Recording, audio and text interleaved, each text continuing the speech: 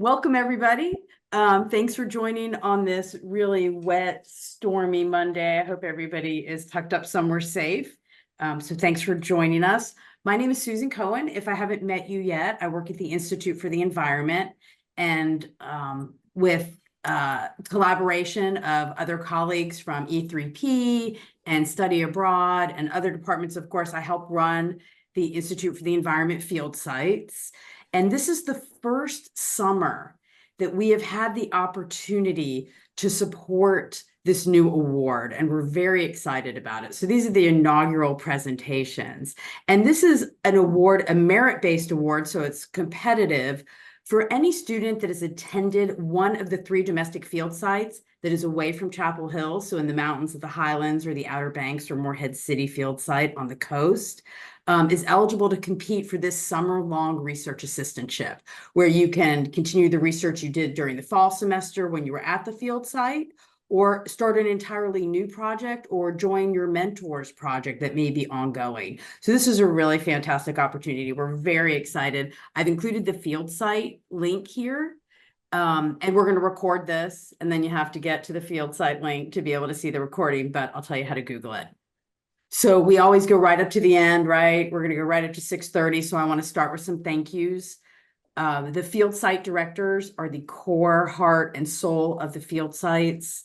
They are extraordinary in how they lead these experiential semesters. So we want to thank them first of all. And again, I've left the link here, but really is all you have to do is Google UNC Institute for the Environment field site. You can look up any one of these folks, and you can read more about the sites and all about the awards and financial aid and all that good stuff. And of course, we don't offer programs like this without supporters. So we always want to thank our supporters who recognize the importance of these experiential experiences, these experiential opportunities, and make them possible for students. So a huge shout out always. So we have 3 very exciting presenters. We're going to jump right in so we save all of the time for them. After each presentation, we'll have a few minutes for questions, and then I'll cut it off at some point. We'll move on to the next one, and then whatever time we have at the left at the end, we'll have for conversation and Q&A and all that good stuff. So if you can also put comments and questions in the chat, and I'll try to keep up with that. Emily's already posted a great link to the field site, so go check those out. That was a really nice piece that was done by UNC Research. Okay, so we're going to start with Leah Morrissey, and I can't see everybody's faces. So Leah, you can go ahead and pull up your slides whenever you're ready while I introduce you. Having my giant face on that screen at CSI is overwhelming. Leah is a senior majoring in English with a double minor in environmental science and studio art. I like that combination a lot. And her hobbies are, not surprisingly, then hiking, drawing, and animation. And she was in the Highlands field site up in the mountains and had an opportunity to work with bats, of course, which is always so special and so amazing. So I'm going to go ahead and kick it to you and mute myself, and you may start whenever you are ready. So, hi, everybody. I hope you can hear me all right. You sound great. Awesome. My name is Leah Morrissey, and I'm going to go ahead and jump right into it. My presentation is on the acoustic monitoring of bats in wetlands. So let's get into it. Can everyone see my pictures okay? Because they were being kind of weird earlier. Also, you look beautiful. Awesome. Also good. So what did I do while I was in Highlands this summer? My main project was on a long-term wetland monitoring project. We conducted water quality data collection, dragonfly and damselfly surveys, acoustic monitoring of birds, bats, and frogs. And we also had trail cameras for identifying animals in the wetlands and the surrounding areas. And I was able to participate in all of these aspects of the project in the field. So you can see me in these photos, the upper right, that's me walking into one of our wetlands. I believe that's Clat Wetland, carrying some of the water quality equipment. The picture of me holding the dragonfly, my IDing has improved. That's a blue dasher dragonfly that I caught at Bartram. Also included some cool photos that were captured on the trail cameras at the wetlands. So we got like some silly deer pictures and raccoons, and there's a really gorgeous shot of a mama bobcat and her kittens in the bottom right. That was pretty amazing to see. I also threw in 2 pictures at the bottom of a fish and me holding a bird, because I got to participate in fish shocking and also bird banding, which is so cool. But going back to the main focus of my project, I focus on acoustic monitoring of bats. I also did bird and frog calls, but that part of my project was a little bit more unsuccessful because of just the sheer amount of data that was collected. So I will be focusing on bats, but I will touch briefly on the frogs in my recommendations. So before I get started on the wetland sites for my project, I wanted to provide some background information on bats and why it's so important for us to be monitoring them. Here are the 17 species of bats that we have currently in North Carolina, and 13 of these species here in the red boxes are found in Highlands and the surrounding area, which is pretty incredible, very diverse. Of the 17 species, 4 are currently listed as federally threatened or endangered. 5 are considered threatened or a species of special concern by the state, and some are currently under review to be listed as endangered or threatened. So bats are negatively impacted by multiple factors, such as diseases like the white nose syndrome, which is why it's so important for us to monitor them for conservation purposes, to check in on their numbers, how their population is doing. In some parts of the state, such as Highlands, there has been a population decline of 98%, which is devastating. So here's a representation of the echolocation calls of a few species. Because bats do echolocate, we're able to study them with non-invasive methods such as acoustic monitoring. Bats have species-specific calls, so that's how we're able to identify individuals in acoustic recordings. Additionally, there are types of calls too, so such as foraging calls. So not only can we tell if a site has bat activity from a specific species, we can also see if it's an important foraging ground.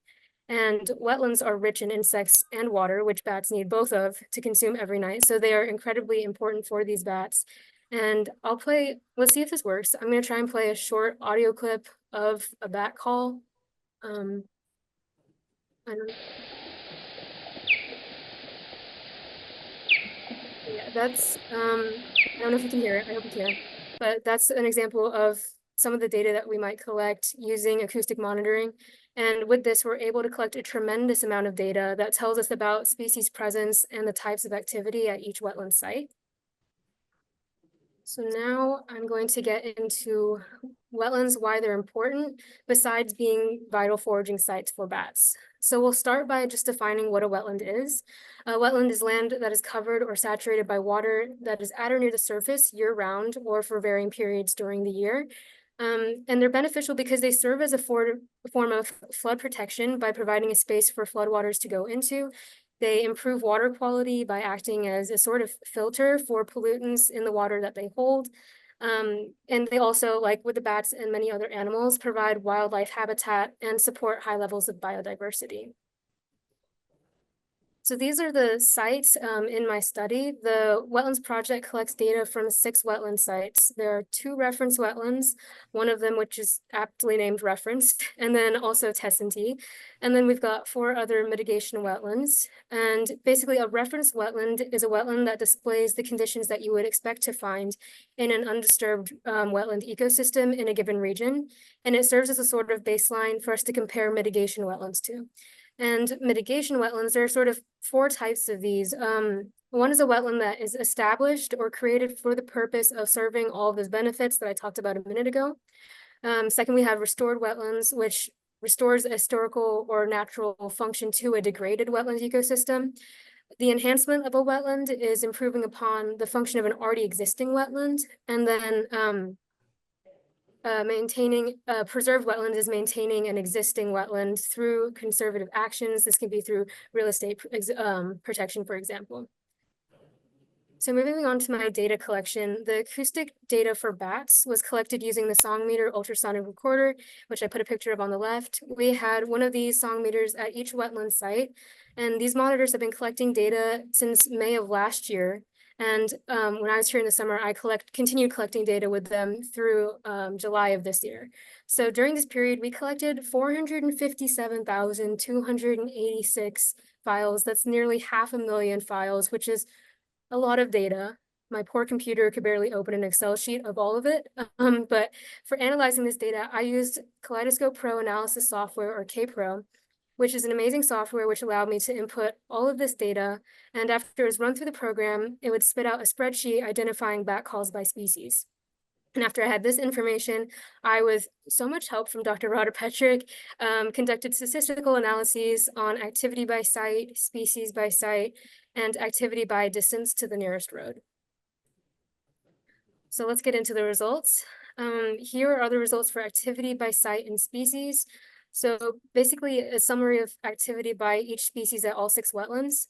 On the x-axis, we have bat activity, and on the y-axis, we have species, and we can see that some of the sites are an order of a magnitude higher in activity than others. Bartram, for example, has the highest level of activity across all of the wetland sites, all 6. And all 13 of the bat species we would expect to see in this region are present at Bartram, which is pretty incredible considering many of those species are endangered or at risk. And of course, the population has dropped that 98%. In comparison, though, if we looked at Belials, for example, there are only 9 species detected there and less activity from each of those compared to Bartram. So moving on, this is the data just graphed in a slightly different way to look more closely at species-specific activity by site. So some of these species were not present at most of the sites, like Myotis lebii, the eastern small-footed bat, and I've put an asterisk next to all of the sites, all the species that are endangered or at risk or pending to be at risk. And anyway, Myotis lebii is only present at 2 sites, Bartram and Tessenty, and only maybe 1 call at Tessenty. And we can also look at Myotis septentrionalis, the northern long-eared bat, which is currently listed as federally endangered. It was detected at Bartram as well, along with just a couple detections at Clat and Tessenty. Or if we look at Paramyotis sublavis, the tricolored bat is also currently at risk and under federal review to be listed as endangered. And it was detected at all 6 wetland sites, which is just so amazing to see. And these results really show us that for more than half of the recorded bat species, Bartram was the wetland that they were recorded at the most. And this is especially exciting because Bartram is one of our mitigation wetlands that was restored pretty recently. And the fact that we are getting more activity across multiple bat species at a restored wetland, it just speaks to the importance of wetlands, how they provide wildlife habitat, especially for endangered species, and they really do promote biodiversity. Moving on to activity by distance from the nearest road. I really wanted to examine this in particular because bats are impacted by the barrier effect caused by roads due to anthropogenic noise and light, as well as habitat fragmentation. And I wanted to see if this effect carried over to the bats in the wetlands. So for this analysis, I ran a simple correlation test in R, and it indicated that bat activity is correlated with distance to the road. So when the wetland is closer to the road, there is less activity. And it had a p-value of 0.04, which is significant. And when comparing wetlands that are further from the road to those that are closer, the wetlands further from the road had activity sometimes that was up to 5 times greater than those closer to the road. And you can see this in the averages. On average, the 2 wetlands that were closest to the road, Belials and Clat, had approximately, on average, 100 bat passes versus 250 to 550 for those that were further from the road. But despite this statistical significance, we cannot find this completely conclusive because we had a major outlier. The reference wetland, despite being furthest from the road of all 6 wetlands, had much lower activity levels that were comparable to Belials, which is the wetland that's closest to the road. We're not entirely sure why. This could be due to a number of factors, such as perhaps vegetation type and coverage. The size of the wetland might play into it, but we're not entirely sure. So looking forward, based off of all the acoustic monitoring I did this summer, I would recommend for whoever comes after me to obviously continue to monitor at the current wetland sites, looking at any changes that might occur with any potential future restoration. But I would also believe that conducting vegetation surveys would be beneficial for perhaps solidifying the correlation between activity and distance to the road, especially considering the strange situation with reference. Which again, despite being furthest from the road, had lower activity. Looking at if vegetation plays into that there. And also manually vetting calls for bat acoustics might also be helpful for data collection. And then briefly touching on the frogs, I would just recommend shortening the duration of the data that we are collecting, cutting down on background noise because it was confusing the program that I was using. It was confusing background noise, cars and birds for frog calls. But yeah, I would like to thank Dr. Rada Petrick for her assistance in a statistical analysis and her support and guidance throughout this entire project, as well as Jason Love, Reagan Jarrett, and Heather Pratt for their help collecting and organizing data and their help during fieldwork. Additionally, I express gratitude to the Highlands Biological Station, Western Carolina University, and Mainspring Conservation Trust for allowing me to use their facilities and materials for this project. Thank you also to Stephen Shively and Macaulay Library at the Cornell Lab of Ornithology for their access to frog vocalizations. And of course, a big thank you to Mrs. Judy Scurry for her incredible generosity, along with the UNC Institute for the Environment. I'm so grateful to have been given the opportunity to work on this project and to be back in Highlands. It was amazing to be back. But yeah, thank you. I've got some more fun pictures up. The upper left photo credit to Larry Griffin of Highlands News. He took that cool picture of me with my net. And yeah, if anyone has any questions, I know I talked a lot, so. That was fantastic. I have a million questions, but I'm going to open it up to the crowd. You can just unmute yourself and ask a question. I think we have an okay number to do that, or you can type something in the chat. And maybe while we're waiting for folks to do that, when you say bat activity, what does that mean? Like, what kind of activities are these bats up to? What does that mean?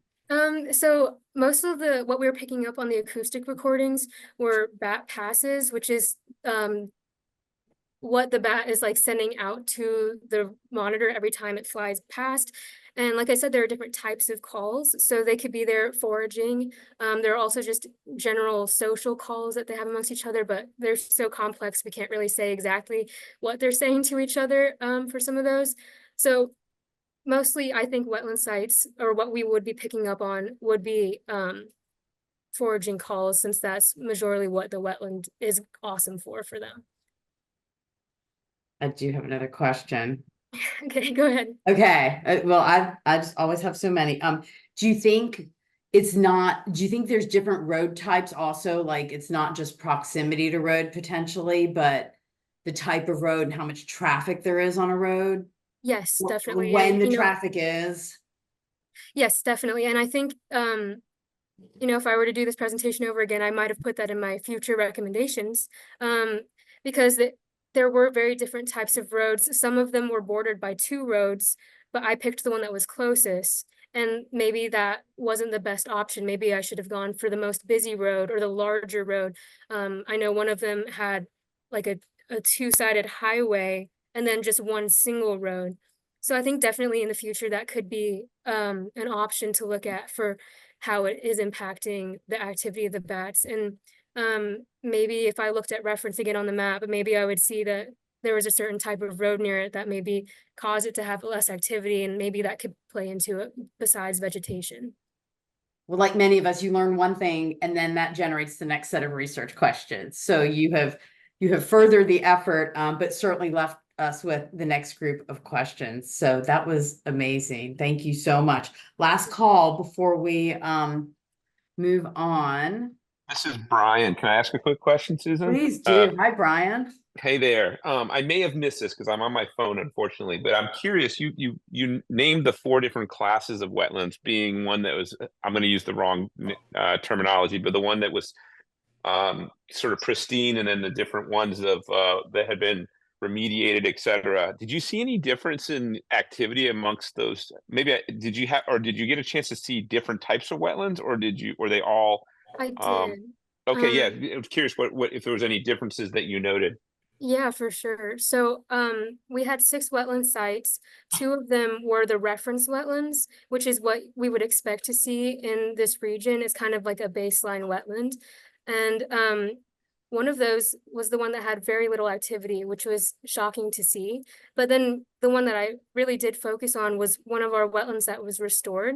So it was previously used for, it was previously degraded. So it was used, I'm not sure if this one was used for agricultural use or not. I know a lot of the wetlands that end up being restored were previously like filled in with dirt and used for agricultural purposes.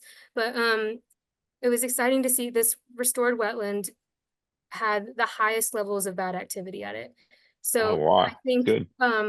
yes, it's exciting to see that when we do restore degraded wetlands, we do seem to see a higher jump in activity. I think we also maybe found 2 county record for dragonflies that hadn't been seen Oh, in cool. decades at that wetland. So it's not just for bats, it's beneficial for everything. That's Fantastic. awesome. Okay, our last question is in the chat, and it's a good one. So, how accurate do you think K-Pro is? Is it difficult to do quality control checks on these data? And that's from Gloria at Outer Banks. Good I question. personally was blown away by K-Pro. I know not every piece of technology is perfect. I'm only saying that because of my absolute struggle with the frogs. The frogs drove me insane. But I think as with any technology, and that's why I put in my recommendations that manually vetting is often almost more dependable.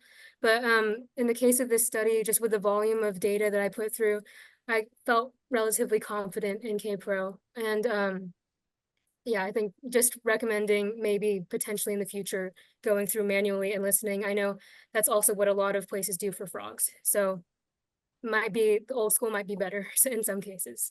Nice. That was excellent. Thanks again. That's one more question. I'm sorry. Oh, of course you can, Lindsay.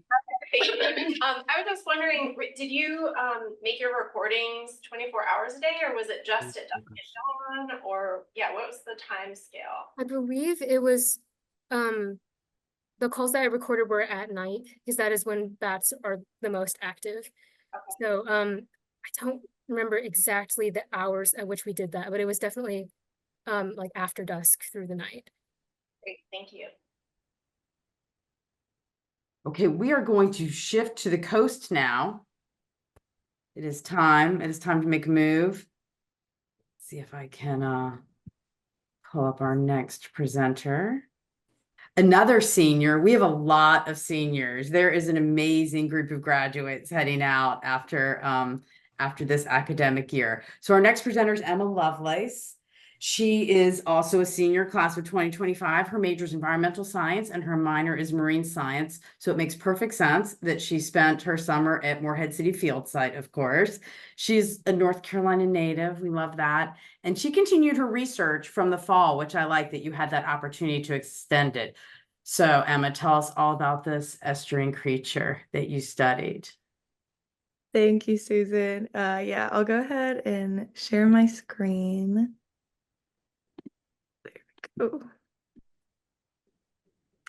Okay, can everyone see it? Okay, looks good. Yep. So yeah, hey everyone, I'm Emma, and today I'm going to take you through the process of investigating the ecological role of a very small individual, Palinella ovalis. And like Susan said, I began this research last fall at the Morehead City field site.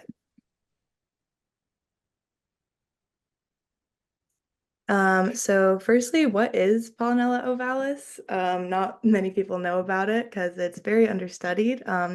But it's a cosmopolitan estuarine testate amoeba, testate referring to its silicate shell called a test. It's about 4 microns in size. It's known for its grenade shape, as you can see in these pictures, and it has a strong preference for warm, salty water. So essentially, this amoeba is seen in high abundances across the world, but the research done on it is still very limited. It's often the dominant protist during the warm summer months, which is why I was so glad I was able to continue my research this summer because we saw very high concentrations in the water samples in comparison with last fall.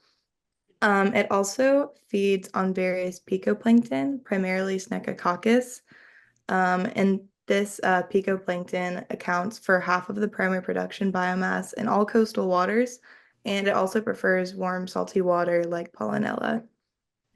Additionally, other heterotrophic nanoflagellates like Palinella form an essential link in the microbial food web where they transfer fixed carbon to higher trophic levels when they feed on picoplankton and are grazed by larger zooplankton. So we hypothesized that Palinella ovalis plays a similarly important role as a grazer of picoplankton. So one of my first goals for the summer was to quantify test persistence after Pollinella ovalis cell death. So we're basically wanting to find out how long their shells stick around in the water column after they die. So this was important because essentially if there are a lot of empty tests floating around for an extended amount of time, then the measurements of test abundance aren't very good indicators of how much predation Pollinella may be putting on its prey. So to begin this, I collected a water sample from the Neuse and looked at it under a microscope to see how much Pollinella was in the sample initially. I then heated the water to 50 degrees Celsius to effectively kill all the microorganisms and then cooled it back to room temperature. And then I divided this water into 6 falcon tubes, as you can see on the slides. And I added naturally occurring bacteria back to half of them. The rationale for this was that if the bacteria play a role in degrading the test, then adding the bacteria back was important to simulate the natural environment where the living bacteria would be plentiful. So if those with bacteria degraded quicker, bacteria likely played an important role in breaking down the test. And I ran this experiment twice in the month of June and looked at the samples daily for 8 days to count the amount of the Pollinella test. So these are the results from the first round. As you can see, the no additional bacteria in blue. It didn't really show a clear pattern, but still the number of tests declined nonetheless within the sample. And then with additional bacteria, there was a clear pattern of exponential decay, with the test degrading at a rate of 1.1% per hour and 26.4% per day. And then in the second round, both samples showed stronger rates of exponential decay, and the sample without bacteria actually decayed at a slightly faster rate. So with the additional bacteria, tests decayed at a rate of 1.8% per hour and 43.2% per day. And with bacteria, they declined at a rate of 1.2% per hour and 28.8% per day. So essentially, after 8 days, only 5 to 10% of the empty test remained intact, both with and without bacteria. So about 90 to 95% of them completely degraded after the 8-day period. So the second goal I had this summer was to estimate the percentage of living cells in a given sample. And this measurement, along with finding out how long the tests were sticking around after death, was important to determine to find out Pollinella ovalis's true abundance. We have to know the percentage of viable cells first before we're able to estimate its grazing pressure and the kind of effect it's having on its prey. So to get a large concentration of Pollinella on a slide for me to count, we filtered water from the Neuse again on a 0.2 micron filter, and then we lightly tapped it before it dried out on this Palmer counting cell. And you can kind of see the green and brown color, how much how much material we were able to collect doing this. And then under the microscope, I counted the amount of Pollinella individuals that I assumed to be living and those assumed to be dead. Then I have some videos. I don't know how the quality is transferring, but it's in the middle right there. And it's clearly alive and moving. Watching its like pattern of movement, it seems to rotate and then flip over on its back. And then I have another one. So this one was also flipping around a lot. And this was really exciting for me and my mentor Nathan to see because we never looked at live samples of Pollinella until this summer. So this was really fun. And here you can see the difference of one we assume to be living and one that is likely dead on the left there because it's not really moving.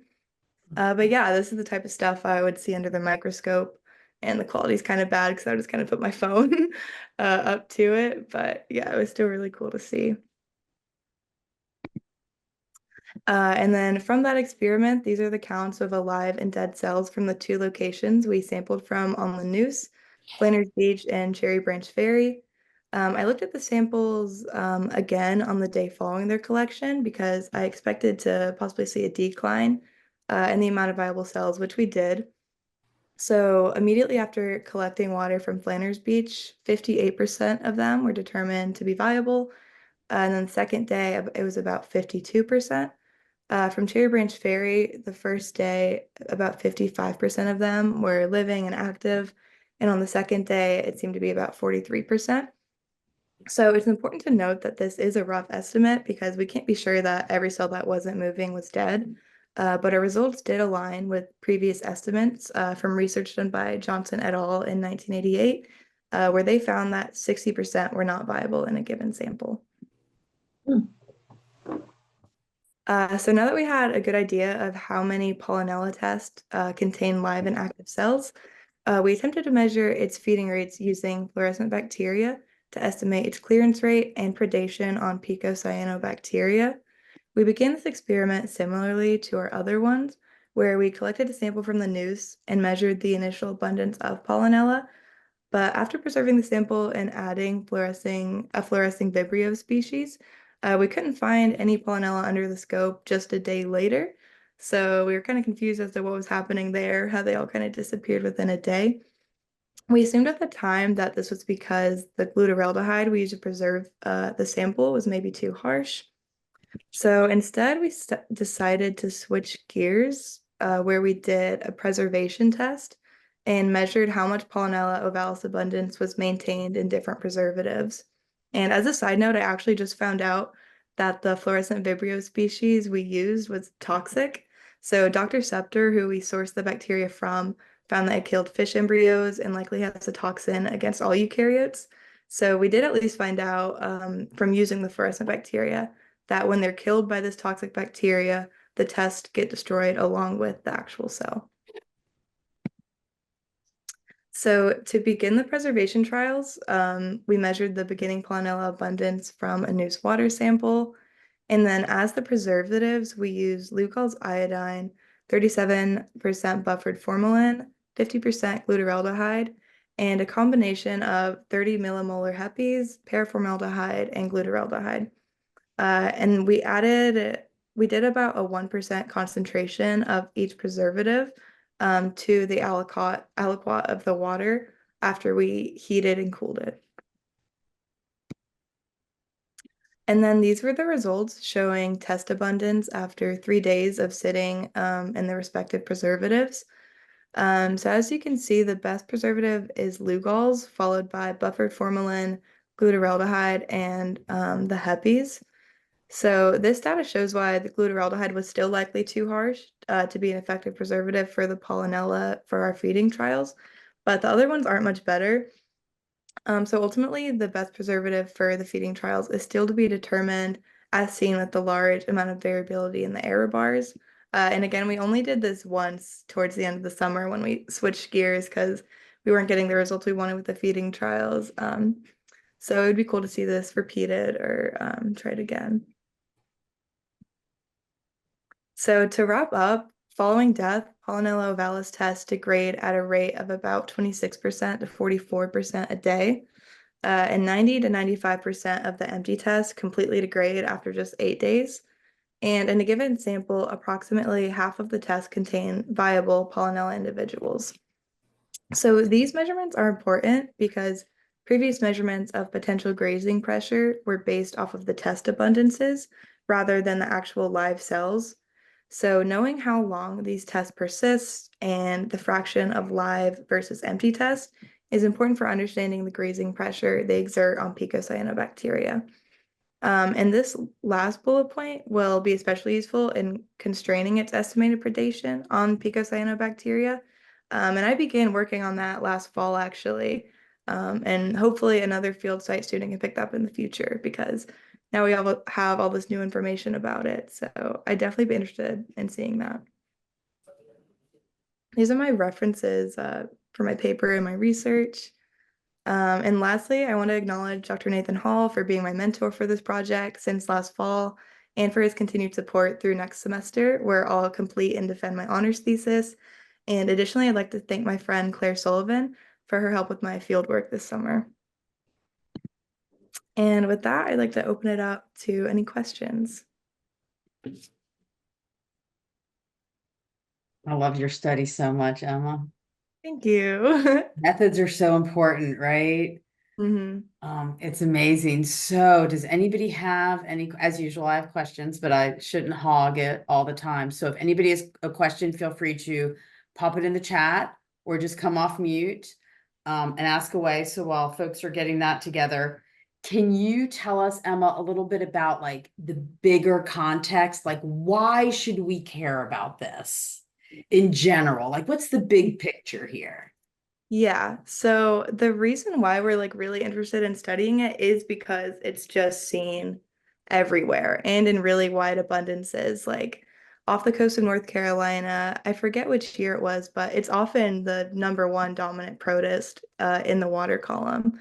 So since it's in such high abundances, we kind of hypothesize and assume that it plays a role in cycling nutrients, maybe. So figuring out exactly how much it's kind of impacting that microbial food web is really important, especially like just because of how widespread it is. Yeah, that sounds pretty important. Did it surprise you when you were going to switch hypotheses kind of midstream? Like all of a sudden there was this pivot? Because that happens a surprising amount where you learn something and you're like, uh-oh. Mhm. Yeah, it kind of did.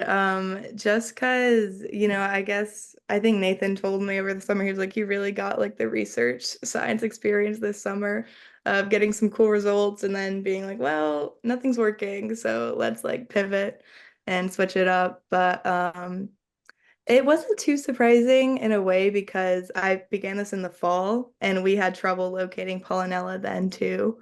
So now at least we kind of have some answers for maybe why that was happening. And, hopefully it can be smoother in the future if future field site students also pick this up.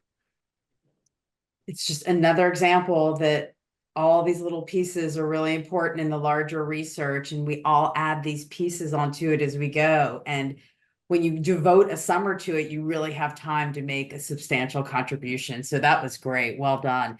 Anything else for Emma before we move on to our final presenter? It's a little bit of a specific topic, Emma.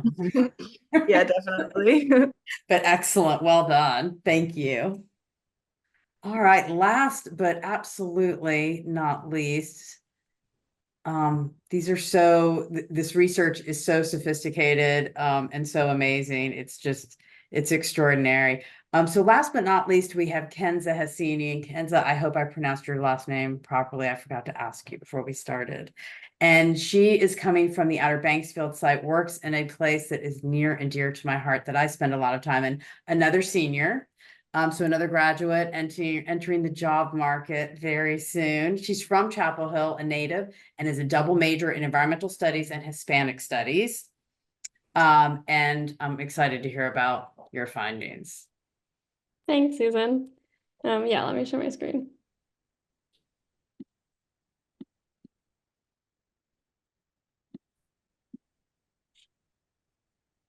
Okay, so my work was more social science oriented, and I was looking at perceptions of the Currituck Sound, more specifically analyzing mental models of the Currituck Sound Coalition. So I'll get into some background. What is the Currituck Sound? So the Currituck Sound is a sound, it's a body of water, and you can see on the map here, it's outlined in this purple kind of boundary. And it includes water, it includes beaches, it includes these rivers that feed into it. And it's kind of located in the north of the Outer Banks, and that also includes part of Virginia. And it's a really unique system. And the reason it's so unique is because the nearest inlet, so the nearest connection to the ocean, is about 50 miles south of it at Oregon Inlet, which you can see here at the bottom of this map. So this means that it has a relatively low salt concentration, which makes it an oligohaline system. And this means it has really unique animal and plant species. Plant species and animal species have to be able to tolerate salt, but it's low salt. And it's a really unique environment. And this means it has unique challenges. This means that it is changing a lot. and we don't really understand exactly the ways that it's changing. And so there's an increase in a effort to do more research and more conservation. And one body that is trying to do this is the Currituck Sound Coalition. This was formed in 2019 by Audubon, and the goal of the coalition is to bring together various stakeholders, various expertise that's involved in the sound. So it includes nonprofits, government organizations like ACE and Fish and Wildlife Services, town governments, county governments, and universities.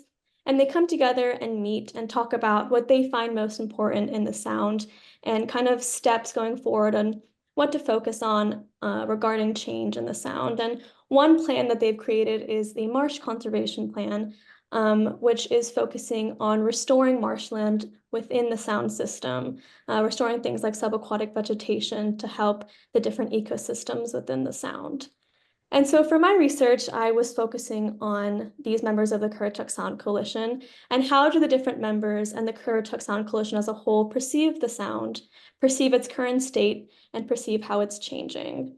And in order to tackle this research question, we decided to use mental models. So I have two definitions here of mental models, one that's more specific from literature that I read while doing research on them.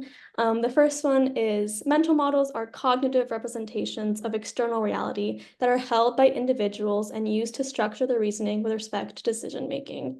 So basically, it's just a way to represent how an individual views something and how they kind of make decisions within a system. Specifically for this research, we decided to use a mental model called a fuzzy cognitive map, or FCM. And a definition of that from also literature is qualitative model of how a given system operates. The map is based on defined variables and the causal relationship between these variables. So I have an example here of an SCM. It's not related to the Currituck Sound. It's just an example. It's what I used when I interviewed members to give them kind of an example of what an end model might look like. And you can see the different variables here in these boxes, things like disease spread, government intervention, and they're all connected by these arrows, and the arrows are meant to show this causal relationship. So for example, we have preventative measures has an arrow that's orange and has a minus sign in the middle, linking to disease spread. This arrow signifies that an increase in preventative measures is going to lead to a decrease in disease spread.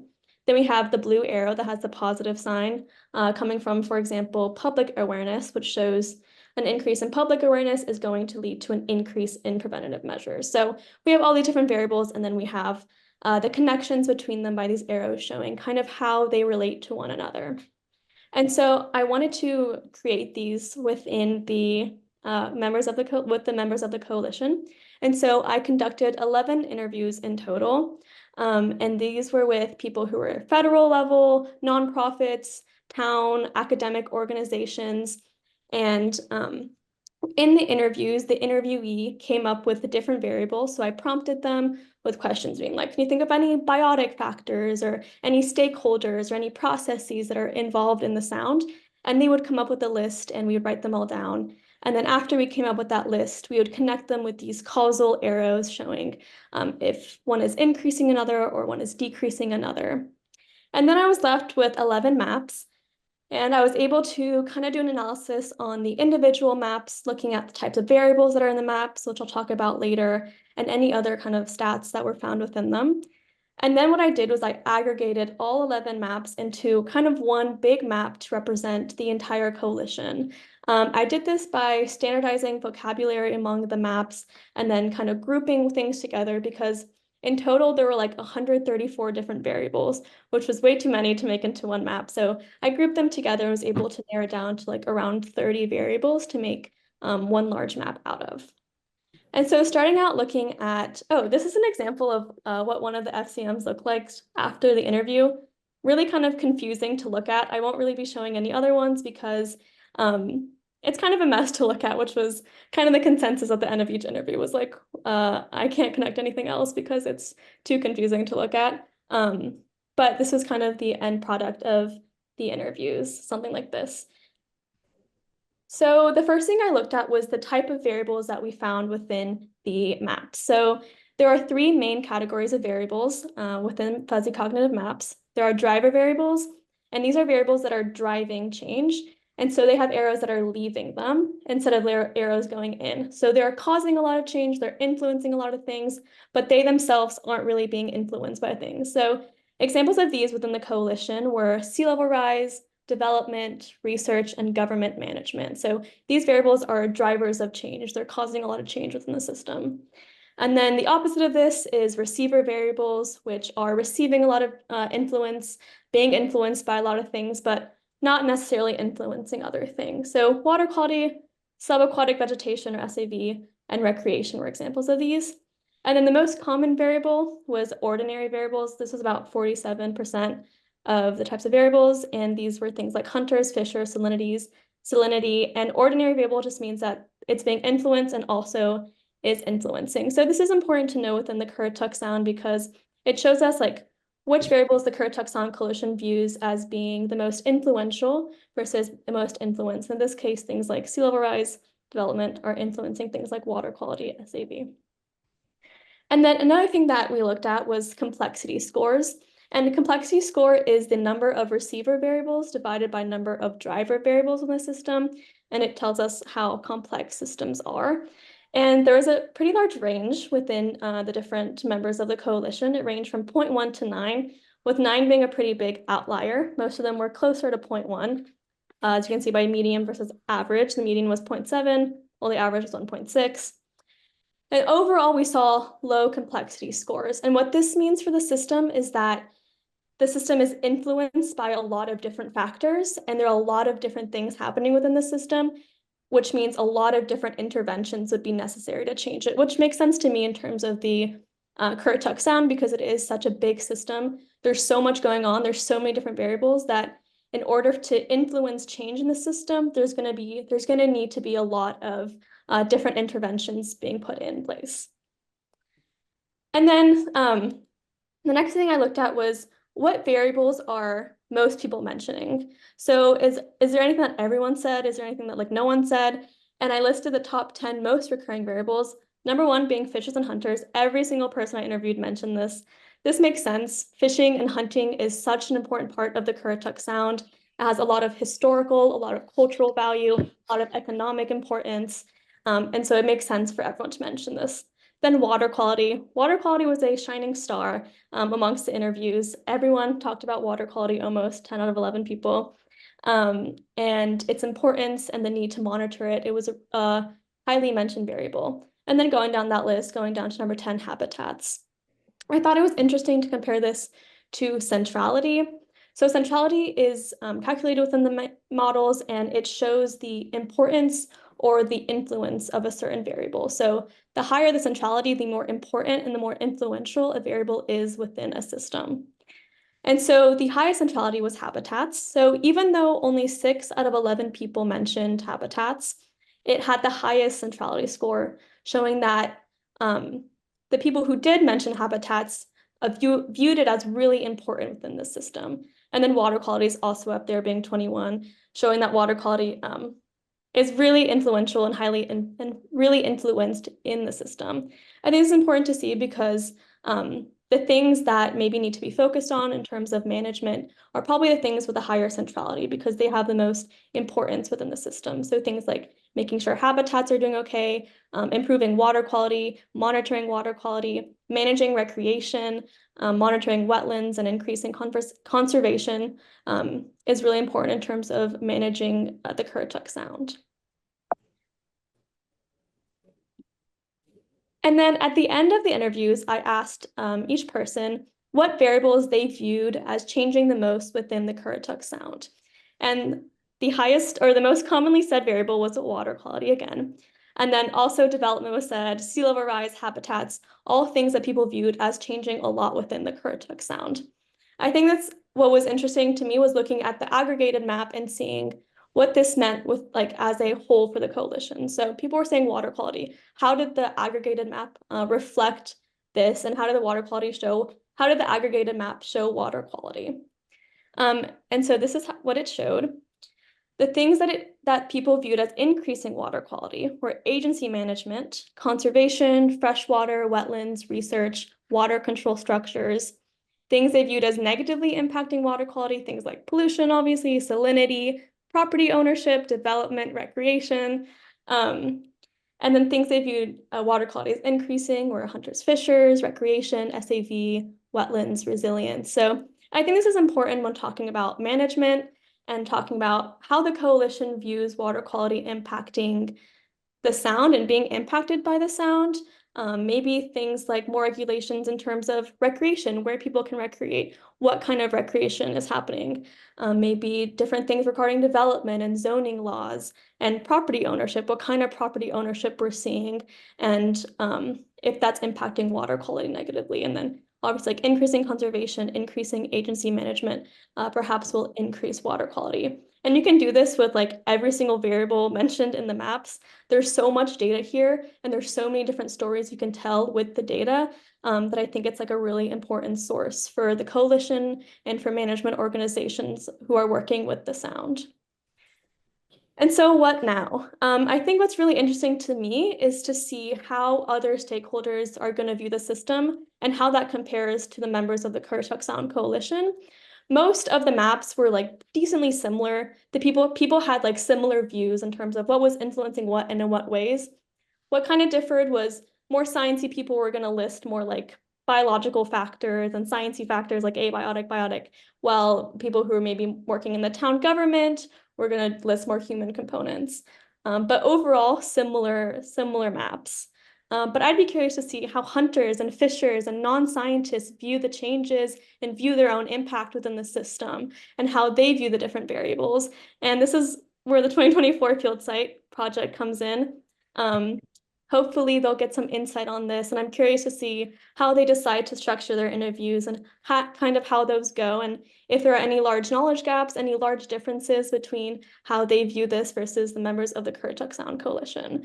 And then just how can this information be used to make management decisions? How can we take this information from these experts, these people who do a lot of work within the Currituck Sound, who are actively engaged in it, and use it to decide kind of where to put resources, where to put different policies. That's it. Special thanks to my mentors, Linda Deanna and Lindsay Dubbs, for guiding me throughout my research, and of course to Jessica and Tim Pate for their generosity with this award. I was really happy to be able to go back to the Outer Banks this summer and do this research, and I had a really great time. Yeah, thank you. Kenza, that was amazing. You and I have to go to lunch because I have many things to ask you. So, does anybody else have a question before I ask a couple of questions and then we just open it up? Melanie, I think you were clapping. So this kind of research is super important. Projects on the ground don't happen without collaboration, right? Currituck Sound has tons of different agencies and organizations that manage the marshes and the other habitat. So it's really important that we have these coalitions, and then understanding how different representatives from different organizations view things. That was just fantastic. So I have a couple questions for you, specific ones. Can one thing be both a driver and a receiver? And I was particularly thinking about SAVs. I can't remember exactly which slide it was, but you had the different categories and some things were driving, and then SAVs was then I think you called it receiving. So I was wondering, can things be in two different, or do they just kind of wipe themselves out because you're looking at a ratio? Things can definitely be, and it depended on the person I was interviewing. Like I put those examples, but people had different opinions. People saw water quality as being ordinary. People saw it as being driver or receiver. It really depends on the person. And also it's like any component can probably be influenced and influencing other things. Those were just kind of like ones that people put in those categories, the ones that were typically in those categories. Were you surprised people said salinity lowered water quality? Yeah, it definitely is like specific to the Currituck Sound. I think that's like a very, that's how people who view that's like work in that sound view salinity as impacting water quality, but it was interesting to see. I can't wait to see what happens after other types of folks are interviewed. I'm very excited. Let me see what this is really quick. Okay, so a question from Lindsay Dubbs, you may know her. How do you think your responses would differ if you'd asked residents who don't have a stated interest in the sound? Yeah, oh, no, sorry, that's not Lindsay. It's actually Sean, but coming from Lindsay's. Yeah, I mean, I think it's I don't know. I don't know how it would differ necessarily. I think that I don't know. I think you would have to see and ask them, but I think that maybe it wouldn't be as sciencey, maybe the vocabulary would be different. Maybe they wouldn't view like certain things as having a negative impact on the sound, maybe like private property ownership or development, they wouldn't view that as a negative. Things like tourism, I didn't mention that in any of the slides, but people view that as like being negative. And so maybe they would view the things that are impacting it negatively differently. Or maybe they wouldn't view anything as negative, or they wouldn't really view change happening. I'm not sure. Seriously, we have to go to lunch. Did I I've say? got Oh, yeah, please go ahead. So you're interviewing people that know an awful lot about Currituck Sound, and everybody was saying water quality is really important. I'm curious to know, did they like cite sources of data that made them think about water quality in Currituck Sound in that way, or is it just like a gut feeling? It's a good question. No one was like specifically telling me data that they found, but I think that on the coast in general, people talk a lot about water quality. And like when I was at the coast, there was some like testing that showed bad water quality in certain areas and like you weren't supposed to swim there. And I think that a lot of people talked about how there isn't monitoring in terms of water quality on the Currituck Sound. So we really don't know the extent of the issue with water quality. And we don't know like what that looks like or how to change it because we just don't really know what it is, which I think is why people brought it up so much. Huh. That's Thank an you. interesting question, Nathan. Gloria, that's a great question. So did you have any research hypotheses or hypotheses plural for this project when you started? I honestly was like pretty unsure what to expect with them, but I, was thinking that because it was a more sciencey kind of coalition that they would view certain things as negative, certain things as positive, and that people who are more sciencey would kind of bring up these like more scientific terms, and people who are more like permitting and town wouldn't really think of those things. But yeah, I wasn't really sure what to expect, if I'm honest.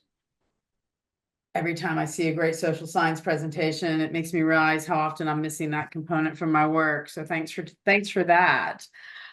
We have a few minutes left. So if there are any questions for any of our presenters, now is a great moment to do that. I want to show you guys the website one more time in case you want to go look some of this stuff up. Usually on Teams, I've kind of forgotten how to share. Any last questions? Just speak out because I'm not looking at the chat box if you do have any. So thank you to our presenters. That was amazing. It is clear you all had very successful summers doing important research that's extending projects and providing things for the next group of young scientists to build on. So well done there. Congratulations to all of you. Thanks again to our supporters and our field site directors. I encourage all the students to go to the website and look at the different kinds of awards we have. In addition to this summer research award, there's also awards to help you get to conferences, right? You've done important research both in your fall semester and in your summertime. And while the undergraduate research office does provide some money to go to conferences, it's never enough. So we have an opportunity for that also. So don't hesitate to jump on that website, look for those awards to help support you communicating your research to the larger scientific audience who definitely wants to hear about it. Okay, last call. And if there's, I see one message. Oh, my pleasure. Thank you all for coming. And let's give our presenters one last round of applause, either virtually or just come off your microphone and clap, do whatever it is that you feel best doing. And everybody stay safe out in this weather. And I'll see most of y'all this fall sometime.